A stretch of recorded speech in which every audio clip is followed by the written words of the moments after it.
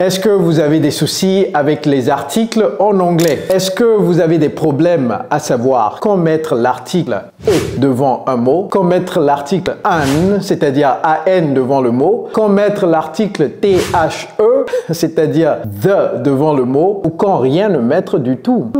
Ça peut prêter à confusion, n'est-ce pas? C'est le but de la leçon d'aujourd'hui. Hello everybody, it's Coach Joe, your English coach. In this lesson, we are going to talk about the indefinite article an or a. All right, everybody, so without further ado, let's get started. We use them in different situations. I have 7 different situations on the board. We are going to go through them one by one. So after this lesson, you will become a pro on how to use the articles and an. Donc j'ai 7 différentes situations ici sur le tableau et après cette leçon vous saurez exactement comment utiliser a et an, vous serez un ninja. Alright, so sans plus tarder, c'est-à-dire without further ado, je l'utilise très souvent, donc il faudrait que vous sachiez ce que je dis chaque fois que je dis without further ado, without further ado. Ado c'est A-D-O, sans plus tarder, without further ado. Alright, so without further ado, let's get started. Number 1, we use the indefinite article a. Okay, we use it to introduce a singular countable noun for the first time. When you are talking about a singular countable noun for the very first time, so it needs to be singular and you should be able to count it 1, 2, 3, 4, etc. If you can do that, then you can use a or an. Okay, so here, for instance, I saw a cat in the garden. I saw a cat. 1 cat, 2 cats, 3 cats, and this is the first time that we're talking about this noun, cat. This is the very first time that we're talking about it, okay? I saw a cat in the garden. All right, she wants to be an engineer. She wants to be an engineer. You see, engineer, this is the first time we're talking about it, and we can also count. 1 engineer, 2 engineers, 3 engineers, singular countable noun. Example number 3, he found a coin. A coin, c'est une pièce d'argent. He found a coin on the ground, sur le sol. He found a coin on the ground. Now you're probably wondering, yes coach, I see that you use the indefinite article and sometimes you use an. Vous voyez que j'ai utilisé a, des fois j'ai utilisé an. Pourquoi ici, pourquoi an ici? Patientez, nous allons voir ça plus en détail tout à l'heure. Alright, situation number 2. We use it to refer to a member of a group or class. Alright, for example, a whale is a mammal. Donc ça c'est baleine whale. A whale, so here is a mammal. So we use it to refer to a member of a group. Okay, a whale is a member of what group? A mammal, les mammifères. Okay, a mammal. An oak is a type of tree. An oak c'est un chêne. Est-ce que je dois l'écrire? Un chêne. Je ne sais pas pourquoi on ne dit pas une chêne. C'est différent, ok? C'est complètement différent de une chêne, ok? Donc, c'est complètement différent. Un chêne, c'est l'arbre. Une chêne, vous savez ce que c'est qu'une chêne, n'est-ce pas? Ok, donc, an oak tree, on dit également an oak tree, ok? An oak is a type of tree. Example number 3, a car is a mode of transport. A mode of transport, on peut également dire a mode of transportation. So, a car, a member of a group of mode of transport. This is the group, the mode of transport. This is the group, type of tree. This is the group, mammals. All right, make sense? All right, we also use the indefinite. Donc d'abord, vous voyez, ça, on l'appelle l'article indéfini. C'est-à-dire, ce n'est pas quelque chose de spécifique. C'est une catégorie de choses. Vous comprenez? Donc, c'est indéfini. En anglais, on dit indefinite. C'est pas facile à prononcer en fait. Je dois passer un petit temps sur ça. Parce que vous pouvez facilement dire indefinite, n'est-ce pas? Et ce n'est pas indefinite. C'est-à-dire, le stress n'est pas mis ici sur la 3e syllabe. C'est sur la 2e syllabe que le stress est mis. Donc, 2e syllabe, ok? 2e syllabe. Indefinite. Indefinite. Make sense? Indefinite article. Même ça, c'est article. Et au pluriel, articles. Indefinite article. Prononcez ça, ok? Parce que j'ai mis le titre et j'avais même pas pensé que la prononciation peut prêter à confusion, ok? Indefinite article.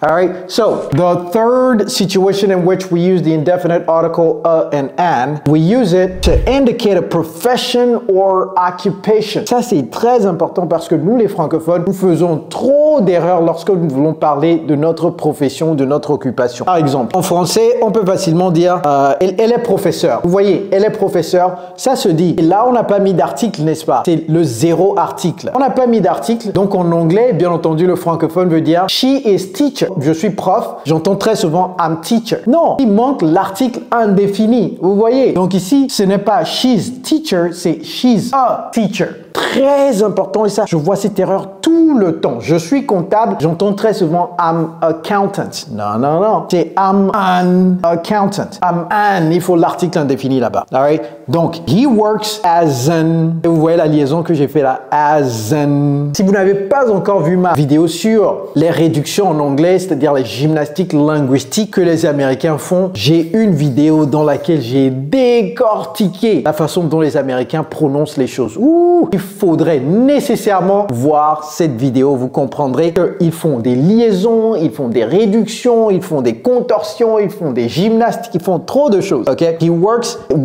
as an. Donc je peux souder ça à ça et ça à ça. Donc ça fait he works as an accountant. Donc j'ai soudé ça. Ça, ce n'est pas un cours de prononciation, hein, mais je vous montre tout simplement la gymnastique. Ici, lorsqu'un Américain parle, la raison pour laquelle le cerveau du francophone qui apprend l'anglais n'arrive pas à cerner ce que la personne a dit, c'est à cause de ces liaisons-là. He works as an, vous voyez, he works as an accountant. Et là même, l'Américain n'a pas ouvert la bouche pour dire accountant. Il a dit accountant. Et j'ai parlé dans cette vidéo-là sur les réductions, j'ai parlé de la réduction du A en E. Donc allez regarder ça. He works as an accountant. I work as an accountant. I work as an accountant. He works as an accountant. He works as an accountant. Vous voyez trois liaisons là-bas. He works as an accountant. He works as an accountant. Essayez d'imiter les prononciations s'il vous plaît, parce que ça va vous aider énormément à comprendre ce que les autres disent. C'est-à-dire, si vous pouvez prononcer comme eux, vous allez les comprendre lorsqu'ils parlent, parce que vous parlez exactement comme ça. My father, et les francophones, c'est pas father. My father, my mother. Non, c'est pas the, c'est the. There. My father is a lawyer. Oui, mon père est avocat. On va... Ah, moi, je parle de mon père ici, en fait. Mon père est avocat. Donc, ici, my father is a lawyer. Quel est un autre mot pour lawyer? Bon, avocat. J'ai posté quelque chose sur mes réseaux la dernière fois. Vous savez, lorsque vous allez dans des conventions ou des séminaires, etc., où il y a des plats, et puis on met ce que le plat est. Donc, cette personne s'est amusée à mettre la traduction du plat avocat naturel. Donc, il a mis avocat naturel et vous avez vu l'étiquette qui dit avocat naturel. Je ne sais pas si c'est une convention de bilingue ou quoi. Et cette personne s'est aventurée à mettre natural lawyer. Hein? Mais c'est quoi cette affaire-là? Hein? C'est quoi cette connerie? Ouais, c'est-à-dire que si cette personne n'a même pas utilisé Google Traduction, parce que si vous allez en Google Traduction, vous mettez avocat naturel, il ne va pas vous sortir cette bêtise. Ce que je veux dire, c'est que si vous ne savez pas, vous ne savez pas. N'inventez pas. Surtout en entretien d'embauche, n'inventez rien. C'est-à-dire, si vous ne comprenez pas la question que la personne a posée, ne vous lancez pas immédiatement à commencer à répondre. Vous allez dire quelque chose de vraiment vilain. Et vous savez, les intervieweurs ne vont jamais vous dire que vous avez dit une connerie. Elle va avancer tout simplement. Mais elle va se dire, ok, l'entretien est déjà terminé. Là, c'est les formalités. Donc, je vais poursuivre avec quelques 2-3 questions. Et puis, je vais remercier la personne en souriant largement. Elle va penser que l'entretien s'est bien passé. Pourtant, ça s'est très mal passé. Vous ne comprenez pas quelque chose, dites, I'm sorry, I don't understand what you said. Can you please repeat? Vous comprenez? I don't understand. Can you please repeat? Je vais effacer ça. Je ne veux pas ça sur mon tableau. Ok, donc mon père est avocat également. Vous savez, l'autre nom pour avocat, c'est attorney. Donc, attorney, est-ce que c'est l'article A ou bien l'article AN? Ceux qui savent, n'est-ce pas? C'est un attorney. Et je vais vous dire tout à l'heure pourquoi c'est un attorney. Ok, patientez. My father is a lawyer ou bien my father is an attorney. Ok? All right, we also use the indefinite article or an to describe what something is. When you're describing what that thing is, you use the indefinite article. This is an apple. C'est une pomme. This is an apple. It was a joke. C'était une blague. Joke, c'est blague. Okay? That sounds like a good idea. Okay? That sounds like a good idea. Et ça, c'est un adjectif avant le mot. A good idea. S'il n'y avait pas good ici, c'est an idea. An idea. Pourquoi an? On va voir ça tout à l'heure. Situation 5. We use the indefinite article a or an to express a quantity of one. Not more than one. Just one. For instance,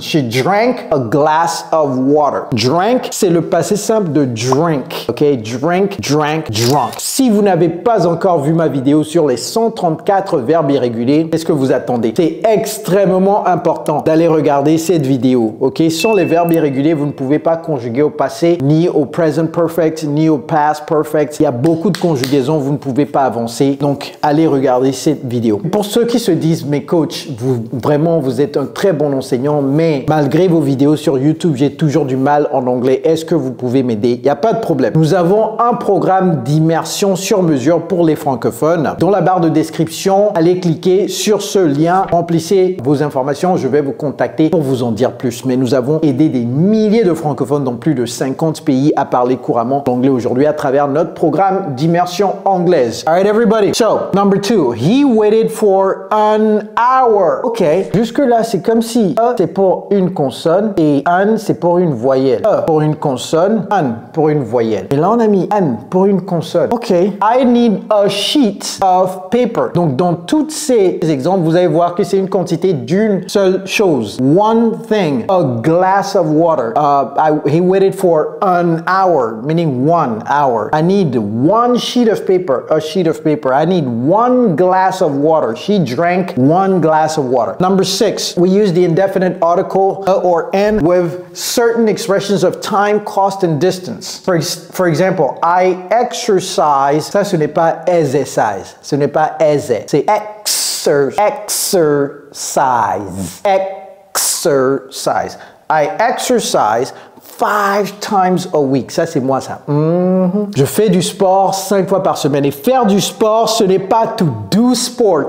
Vous, là, je vous vois. Ceux qui disent I do sport, là, je vous vois. Ne dites plus jamais cela. Dites I exercise, OK? I exercise 5 times a week. Donc ça, c'est to indicate a time period. A week. It only costs $1. Et n'oubliez pas le S à la fin. C'est au présent simple de l'indicatif. It only costs $1. OK? Something, what the cost of something is. We walked about a mile. That's a distance, a mile. Ça, c'est une unité de distance aux États-Unis, OK?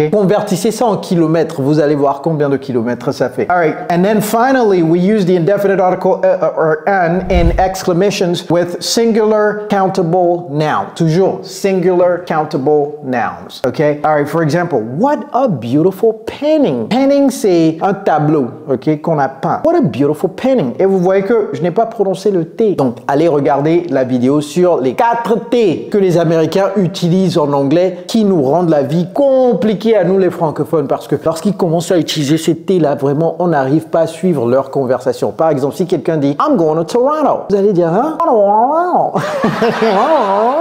Ouais. Donc, ce que la personne a dit, c'est « Je vais à Toronto ». Je mets l'accent sur le Toronto. Je ne vais pas parler français comme ça, mais quand même, vous voyez. Mais quand la personne a parlé, vous n'avez pas pu comprendre cela. C'est à cause de la manière dont il prononce les T. « I'm going to Toronto ». What? Vous voyez? A beautiful painting. Vous allez dire « C'est quoi painting? Painting, painting, painting. Painting. Oh, du pain, c'est un beau pain. Beautiful painting. Mais non, c'est un tableau. Painting. Beautiful painting. All right? It's such an interesting story. Such an interesting story. Ça se prononce interesting. Interesting. Il y a certains Américains qui disent interesting. Oui, interesting. Donc, il faut apprendre les deux prononciations. Interesting. Dans interesting, il n'y a pas de T. Interesting. Oui. Ils ont sauté le T. Ah, ne me blâmez pas, hein? Moi je ne suis qu'un messager.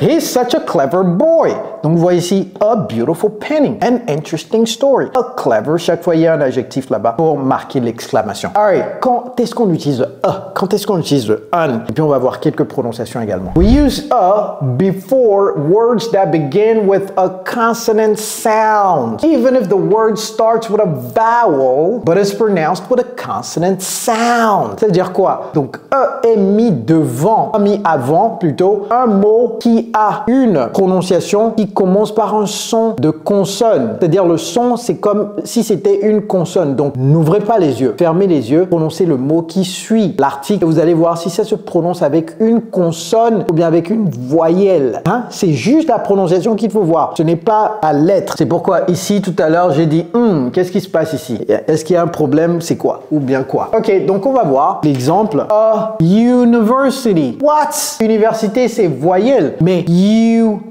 c'est comme si c'était Y. Vous voyez, qui est une consonne. A university. Vous voyez, a university. A European. Pareil ici, a European. We use an before words that begin with a vowel sound, even if the word starts with a consonant letter. Donc ça, c'est juste l'opposé. Donc ça commence par un son de voyelle, même lorsque le mot commence par une consonne écrite. Donc ici, an honor. Quand vous dites honor, est-ce que vous prononcez le H? Ce n'est pas un honor. Vous voyez? Donc an honor, an hour. Interrogation pour vous. Si je fais l'interrogation ici, vous allez savoir ce que c'est. Je vais mettre ça ici.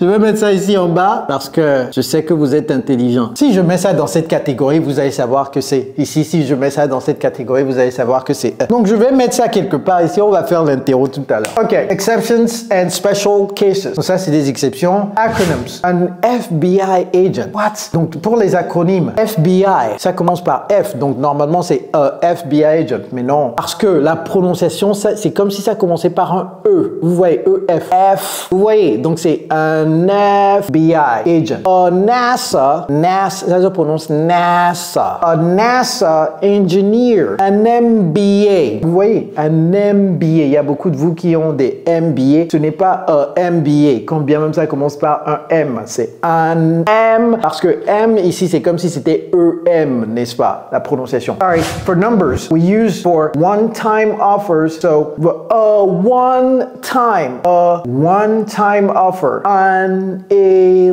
11-hour flight. Combien même ça, c'est un ici, c'est a one, mais ici c'est an 11. Oui, parce que ici c'est comme si c'était W, one.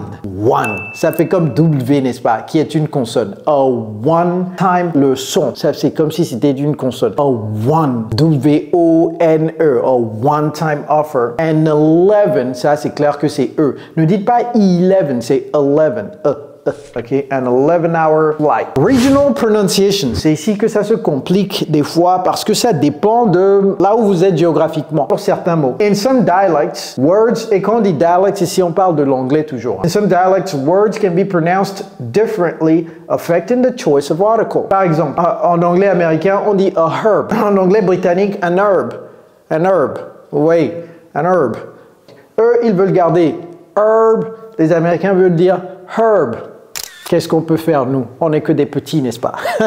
Interro, ça, est-ce que c'est an unit or a unit? 5 secondes, c'est déjà passé. A unit, ça, est-ce que c'est an ou bien a? Si je prononce le mot, vous allez savoir ce que c'est. Donc d'abord, je ne vais plus prononcer. Ça, c'est a ou bien an. Ok, voici ce qu'on va faire. Chaque fois là, mettez ça en commentaire rapidement. Donc ça, c'est quoi? Mettez en commentaire et je vais corriger. Je vais voir ce que vous avez mis. Je ne vais pas corriger, mais je vais voir ce que vous avez mis parce que je corrige déjà ici. Donc ça, c'est hotel. Vous voyez, ça fait hotel, a hotel. Ça, c'est quoi? C'est ce que je voulais mettre là-bas. A horror movie. Un film d'horreur. A horror movie. Ça, c'est quoi? Ah, ça, c'est un seul M. Est-ce que vous avez vu ça? Ça, c'est pas deux M. En français, je crois, en français, c'est deux M, n'est-ce pas? Mais en anglais, c'est un seul M. Les sorciers, là. Vous ne m'aurez pas aujourd'hui. En tout cas, c'est pas aujourd'hui, c'est pas demain, c'est pas après-demain. Donc, allez vous reposer d'abord. Ça, c'est un seul M en anglais. Je crois, hein? Allez chercher ça pour moi. OK. Donc, ça, c'est quoi? Est-ce que c'est a ou bien an? C'est soit a ou bien an. Ça dépend de là où vous êtes. OK? Vous pouvez dire a homage, ou bien vous pouvez dire an homage, Lorsque vous dites an, ne dites pas ha. An homage, a homage. Vous voyez? Ça, c'est quoi? A heritage, C'est comme un son de consonne. Ça, c'est quoi? A union. Parce que c'est comme si c'était un Y. A union. Ça, en français, c'est quoi? Ce mot en français, c'est quoi? Vous connaissez? Ce mot en français, c'est héritier. Donc, H-E-R-I-T-I-E-R. R-I-T-I-E-R, héritier. Ça, c'est quoi? A ou bien A-N? Ça, c'est compliqué. C'est un air, parce que ça se prononce comme l'air qu'on respire. Air, un air, un air, un air. Donc, c'est comme si ça commençait par un A, qui est un son de voyelle. Est-ce que c'est A ou A-N? Parce que ça se prononce A. Habit. Habit. Ça, c'est quoi? Vous devrez connaître ça parce que il y a la réponse déjà là-bas. OK? Donc, ça, c'est an honorable man. An honorable man. I hope that you are all honorable. Okay? Very, very important. All right. So, that's it. Now, you understand exactly how to use the indefinite articles and an. Make sure to like this video, subscribe to the video, share this video with all your friends, and make sure to smash that notification bell so that you never miss my videos. And also, if you want to know how to use the article the, go watch my other video on the definite article the. And if you want to know how to use words with no articles, go watch my video on the zero article. All right, everybody, you already know it's Coach Joe, your English coach. Take care, guys.